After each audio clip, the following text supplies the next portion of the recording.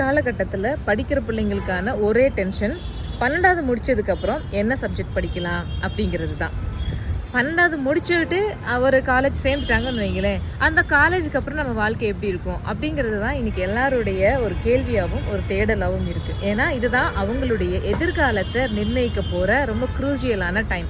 So இது சம்மந்தமான படிப்பு சம்மந்தமாக, உங்களுக்கு வேலைவாய்ப்புகள் சம்மந்தமாக, இல்லை உங்களுடைய மென்டல் ஹெல்த்தை வந்துட்டு எப்படி என்ஹான்ஸ் பண்ணலாம், எப்படி நீங்கள் ஒரு கிரிட்டிக்கலான சுச்சுவேஷன்ஸை நீங்கள் ஹேண்டில் பண்ணலாம், முகத்தில் புன்னகை மாறாமல் எல்லா சுச்சுவேஷன்ஸையும் எப்படி கடக்கலாம், இது மாதிரியான சில இன்ஃபர்மேட்டிவான விஷயங்களை இந்த மென்டார் செக்ஷன்ல நம்ம பார்க்க போறோம். மென்டார் செக்ஷன்ல நாம இனி பார்க்க போறோம்.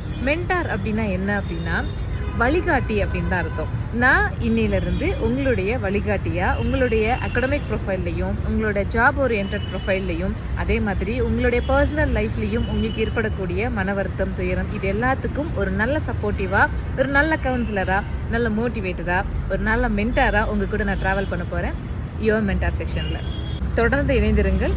நிறைய அப்டேட்ஸ் பார்க்கலாம் ஒன் பை ஒன்னா. சரியா? All the best.